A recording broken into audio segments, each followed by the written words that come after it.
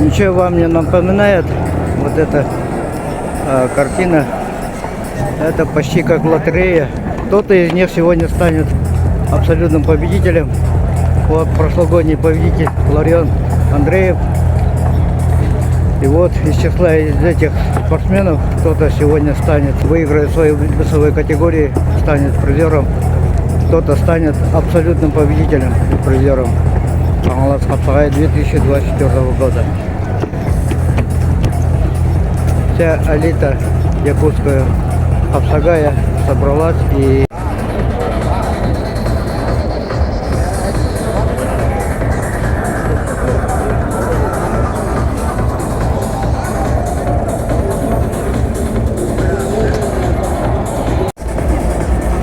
Алексей Сазонов, неоднократный чемпион России по Северному Многогорью, пробуя свои силы в борьбе Капсагай. Наверное, планирует в дальнейшем участвовать в играх Дагуна.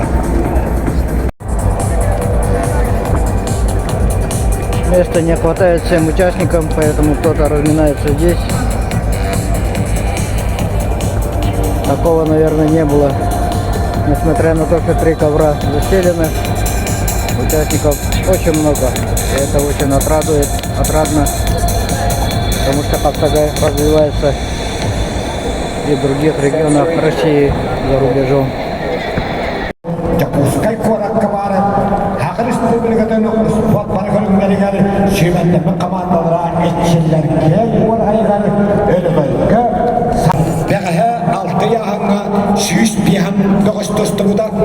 Бүгін бес яғына 300 сүйтбекке бағыстыстуға түйілгіға.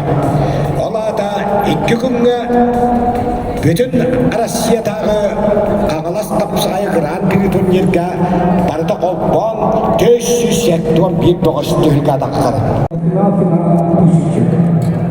Ini selalu uapkan tak membangun.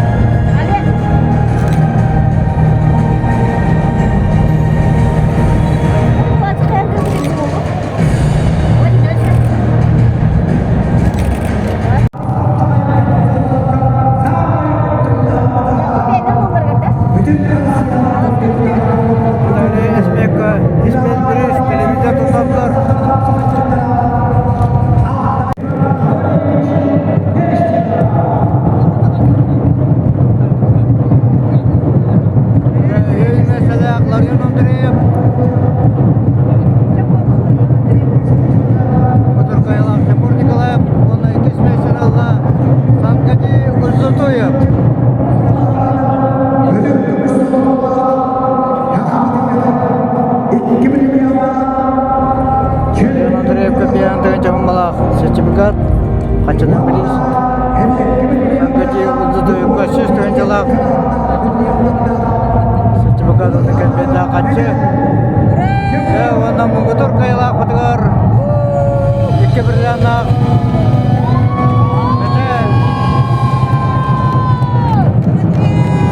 Чемпион кура.